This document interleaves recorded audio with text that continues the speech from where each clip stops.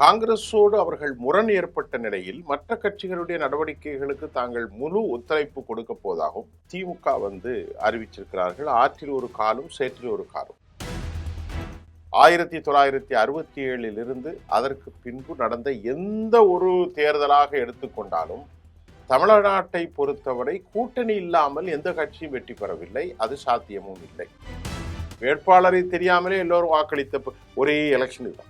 அந்த வேட்பாளர் என்ன, அவருடைய முன்பின் நிலைமைகள் என்ன, அவருடைய அதெல்லாம் எங்களுக்கு தேவையில்லை, விசிலுக்கு ஓட்டு போடுவோம். இப்பொழுது உதயநிதி ஸ்டாலின் அவர்தான் இப்பொழுது கட்சியை வழிநடத்த போகிறார். மு.க. ஸ்டாலினை விட உதயநிதி ஸ்டாலின் தான் இப்பொழுது முன்னணியில் இருக்கிறார். அடுத்த தலைமுறை. மதுரையிலே பேசும்போது எனக்கு வாயில வந்துடும் அப்படின்னா அப்படியெல்லாம் பேசி இருக்க கூடாது. இப்ப அண்ணாமலை பிரிந்து வருகிறார். இது சீமானுக்கு அமமுக போன்ற கட்சிகளுக்கெல்லாம் கொஞ்சம் சிக்கல் தான்.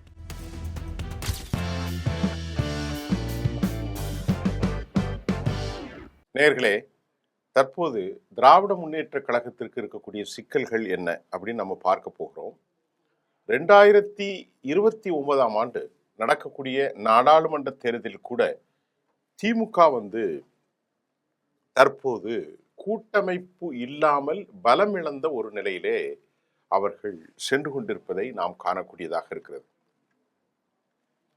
தற்சமயத்திற்கு இந்தியா கூட்டமைப்பிலிருந்து கூட்டணியிலிருந்து காங்கிரஸ் இல்லாத நிலையில் தாங்கள் பங்கு பெறப் போவதாகவும், காங்கிரஸோடு அவர்கள் முரண் ஏற்பட்ட நிலையில் மற்ற கட்சிகளுடைய நடவடிக்கைகளுக்கு தாங்கள் முழு ஒத்துழைப்பு கொடுக்க போவதாகவும் திமுக அறிவிச்சிருக்கிறார்கள். ஆற்றில் ஒரு காலும் சேற்றில் ஒரு காலும். ஏற்கனவே நாம் சொன்னோம், கூர்க்கில் 2 தலைவர்கள் டெல்லி பிரதிநிதிகள் சந்தித்ததையும் நான் உங்களுக்கு சொல்லியிருந்தேன். இப்போது திமுக தனித்து விடப்பட்டிருக்கிற நிலையில் இன்று காலை முன்னாள் எம்பியாகி இருக்கக்கூடிய அப்துல்லா என்பவர் காதர் மீதினை மிக கடுமையான சாடி இருக்கிறார். இது ரொம்ப முக்கியமான ஒரு கருத்தாக பார்க்கப்படுகின்றது. திராவிட முன்னேற்ற கழகம் ஏன் வலுவிழக்க வேண்டும், வலுவிழக்கும் வாய்ப்புகள் இருக்கிறது என்பதுதான் இன்னைக்கு முக்கியமான செய்தி. 1967 இருந்து அதற்கு பின்பு நடந்த எந்த ஒரு தேர்தலாக எடுத்துக்கொண்டாலும் தமிழ்நாட்டை பொறுத்தவரை கூட்டணி இல்லாமல் எந்த கட்சியும் வெற்றி பெறவில்லை. அது சாத்தியமும் இல்லை. அதுல ஒரே ஒரு முறை அம்மையார் செல்வி ஜெயலலிதா அவர்கள் மட்டும் கூட்டணி இல்லாமல் 37 இடங்களை நாடாளுமன்றத்திற்கு அவர் 2014 மோடியா லேடியா என்று மகத்தான வெற்றி ஒன்றை அவர் காண முடிந்ததையும் நாம் இங்கே சொல்வோம். ஆனால் அந்த சாதனையை செய்திருப்பவர் இப்போது தாவேகா மட்டும்தான். கிட்டத்தட்ட அவர்கள் அப்படிப்பட்டாலும் 108 இடங்களில் வெற்றி பெற்றிருக்கிறார்கள் தனித்தே நின்று. ஆனால் திராவிட முன்னேற்ற கழகம் இப்போது எங்கே சிக்கி இருக்கிறது என்றால், திமுகவுக்கும் அவர்களுக்கும் இடையே இப்பொழுது 10% வித்தியாசம் இருக்கிறது. இன்றைக்குள்ள வாக்காளர்களுடைய டிஃபரெண்ட்டை பார்க்கும்போது திமுகவுக்கும் தாவேகாவுக்கும் இடையில ஒரு 10% வித்தியாசம் இருக்கிறது. அது என்ன 10%? ஆம், இப்ப நீங்க பாருங்க, காங்கிரஸ் கட்சிக்கு ஒரு 4%. எப்போதும் தென் மாவட்டங்கள்ல காங்கிரஸ் கட்சிக்கு தமிழ்நாடு முழுவதுமே ஒரு 4%. அதை போன்று விடுதலை சிறுத்தைகளுக்கு ஒரு 3-4%. அதில் டவுட் இல்லை. கம்யூனிஸ்டுகளுக்கு ஒரு 2%. அப்போ இது 4, 4, 8, 2, 10. அது போல முஸ்லிம் அமைப்புகள் எல்லோருமே சேர்ந்து அவர்கள் ஒரு வலுவாக இருக்கிறார்கள். ஒரு 10-12% என்று பார்க்கும்போது அது 40% நெருக்கிவிடும். அதில் எந்த டவுட்டும் இல்லை. அப்படிப்பட்ட ஒரு சூழ்நிலையில் இன்றைக்கு பாரம்பரிய மிக மதச்சார்பற்ற கூட்டணி ஒன்றை வைத்து கொண்ட திமுக, காங்கிரஸ் கட்சி இல்லை, இடதுசாரிகள மார்க்சிஸ்ட் கம்யூனிஸ்ட் இல்லை, இந்திய கம்யூனிஸ்டுடைய தோழர்கள் இல்லை, இஸ்லாமிய அமைப்புகள் இருக்கிறார்கள். காதர் மீதீன் அவர்களுக்கு ஒரு பெரிய அளவில் செல்வாக்கு பெற்ற இஸ்லாமிய அமைப்பு கிடையாது. இருந்தாலும் இங்கே இருக்கிறார்கள். எதற்கு நான் இதை சொல்ல விருகிறேன் என்று சொன்னால், திமுக இப்பொழுது பாரம்பரியமிக்க கூட்டாளிகளை இழந்திருக்கிறார்கள். அவங்க சொன்னதை பத்தியே நீங்க பேசுங்களேன். முதல்ல தலித் வாக்கு வங்கி பெண் நிறுவனம் ஒரு கருத்தை அறிவித்திருந்தது. தலித் வாக்கு வங்கிகள் விழுப்புரம் மாவட்டத்தில் ஏராளமாக விஜய்க்கு போயிருக்கிறது. இப்ப தமிழ்நாட்டில் வந்த தேர்தல் முடிவுகளும் கூட எல்லா இளைஞர்களும் தான் வாக்களித்திருக்கிறார்கள். தலித்துகள் மட்டுமல்ல, பெரும்பான்மையாக தலித்துகள் நிறைய வாக்களித்திருக்கிறார்கள். இளம் தலைமுறையினர், கிறிஸ்தவர்கள் பெரும்பான்மையாக வாக்களித்திருக்கிறார்கள். மதம் அது மட்டும் இல்லாமல் இந்து சமூகம் என்று சொல்ல அடையாளப்படுத்தப்பட்ட அந்த சமூகத்துல எல்லா இடைநிலை சாதி மக்களும் வாக்களித்திருக்கிறார். அவர்கள் சாதியை பார்க்கல, மதத்தை பார்க்கல. நான் சொல்றது உங்களுக்கு புரியும் என்று நினைக்கிறேன். உங்களுக்கு புரிவதற்காக ஒரு உதாரணமாக இருந்தாலும், அவர்கள் இந்த தொகுதியில எந்த வேட்பாளரை தெரியாமலே எல்லோரும் வாக்களித்த ஒரே எலெக்ஷன் இதுதான். அந்த வேட்பாளர் என்ன, அவருடைய முன்பின் நிலைமைகள் என்ன, அவருடைய அதெல்லாம் எங்களுக்கு தேவையில்லை, விசிலுக்கு ஓட்டு போடுவோம். இதுதான் தமிழ்நாட்டு வரலாற்றில் சாதி, மதம், மொழி எல்லாவற்றையும் கடந்த முதல் தேர்தல். இதற்கு முன்பு இப்படி ஒரு தேர்தல் நடந்ததில்லை. இப்போது இப்ப திமுக பெரியாரையும் பேசுவார்கள். ஆனால் முக்குளத்தோர் இருக்கிற இடத்தில் ஒரு செட்டியாரை கொண்டு நிறுத்த மாட்டார்கள், ஒரு அருந்ததியை கொண்டு நிறுத்த மாட்டார்கள். நாடார் இருக்கிற இடத்தில் ஒரு முக்குளத்தோர் நிறுத்த மாட்டார்கள். வன்னியர் இருக்கிற இடத்தில் ஒரு கவுண்டரை நிறுத்த மாட்டார்கள். கவுண்டர் இருக்கிற இடத்தில் ஒரு வன்னியரை நிறுத்த மாட்டார்கள். இது திமுகவுடைய பாலிசி. எந்த பாலிசியும் பார்க்காம முதல்ல பேட் பண்ணி 35% விஜய் கிடைச்சிருக்கு. இப்ப இந்த கூட்டணியில இன்னைக்கு காதர் மீதியன் அவர்கள் பேசியிருக்கிறார் என்று காலை எங்களுக்கு அரை நூற்றாண்டு காலம் ஒரு கனவு நிறைவேறி இருக்கிறது. அரை நூற்றாண்டு கால கனவுள் இஸ்லாமியர் ஒருத்தர் தமுமுக அதாவது தாவேகாவின் அமைச்சரவையிலே பங்கு பெற்றிருக்கிறார். தோழர் வன்னி அவர்கள் விடுதலை சிறுத்தைகளின் சார்பிலே போட்டிட்டு இருக்கிறார். 8 தலித் அமைச்சர்கள் இங்கே பங்கு பெற்றிருக்கிறார்கள். எல்லா சமூகமும் பங்கு பெற்றிருக்கிறார்கள். இந்த சமூகம் அந்த சமூகம் என்றெல்லாம் பார்க்கவில்லை, எல்லோருக்கும் கொடுத்திருக்கிறார். ஆனால் மதச்சார்பற்ற அளவில் எப்பொழுதும் திமுகவின் வாக்கு வங்கியாக இருக்கக்கூடிய கிறிஸ்தவர்கள் பிளவுபட்டு விட்டார்கள்.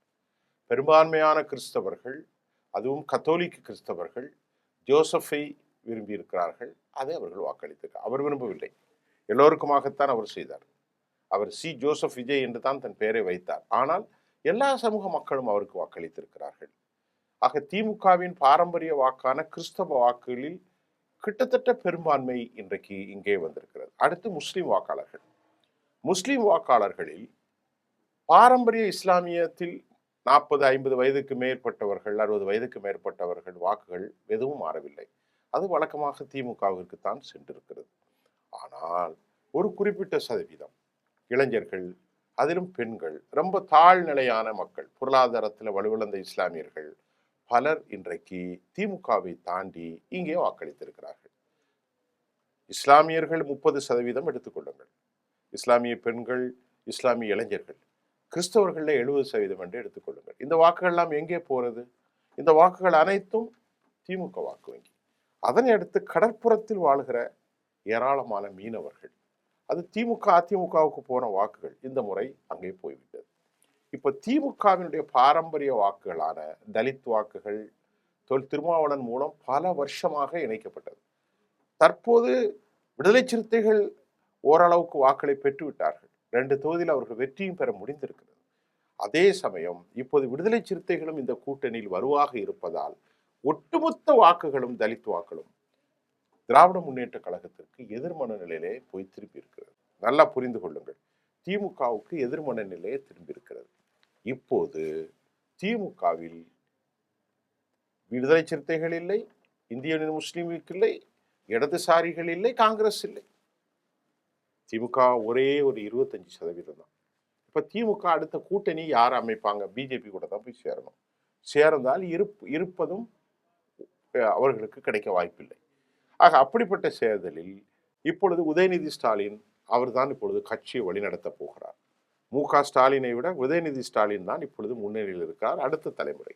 அவர் கூட இன்றைக்கு 25 நாளில் ஒன்றும் நடக்கவில்லை என்று ஒரு வினோதமாக பேசுகிறார். 13 கோமாளிகள் என்றெல்லாம் பேசுகிறார்கள். இவர்கள் யார்? இவரே கோமாளி தான். திருப்பி சொன்னால் அவரே இவர் நடிகர் கோமாளி என்பதும் 13 கோமாளிகள் என்பதும் போக போகத்தான் தெரியும் அவர்கள் கோமாளியா அல்லது என்ன ஆளி என்று சொல்லி. அப்ப திமுகவுக்கு இதுல ஒரு பெரும் சிக்கல். கூர்க்கு மாநாட்டிலும் கூட அவர்கள் பேசும்போது இதெல்லாம் பேசினார்கள். முதல் சிக்கல் வரக்கூடிய சட்டமன்றத்தினுடைய இடைத்தேர்தல், அடுத்தடுத்து பல சிக்கல்கள். ஆனால் இங்கே இதை தாண்டி விஜய்க்கு ஒரு சிக்கல் என்னவென்றால், அவருடைய டாஸ்க் ரொம்ப ஹார்டு டாஸ்க். அதுல தான் இறங்கியிருக்கார். ஏன்னா பணம் அவர்களிடத்தில் நிதி ஆதாரங்கள் எப்படி செயல்படுத்த போகிறார்கள், அந்த நிதி ஆதாரத்திற்கான மறு புனரமைப்புக்கான வழிகள் இருக்கிறதா, பாதைகள் இருக்கிறதா, சட்ட ஒழுங்கை எப்படி போகிறார்கள், போதை கலாச்சாரத்தை எப்படி அழிக்க போகிறார்கள், இதெல்லாம் பெரிய கேள்வி இருக்கிறது, பெரிய டாஸ்க். ஆனாலும் அவர்கள் எக்ஸ்பீரியன்ஸ் இல்லை என்று சொல்லிவிட முடியாது. சில நேரத்திற்கு பேசும்போது அவர் கூட மதுரையிலே பேசும்போது எனக்கு வாயில வந்துடும் அப்படின்னா அப்படியெல்லாம் பேசியிருக்க கூடாது. அவர்களுக்கு ஒரு சரியான அட்வைசர்ஸ் வேணும், பொதுக்களத்தில் எப்படி பேசணும் என்பது.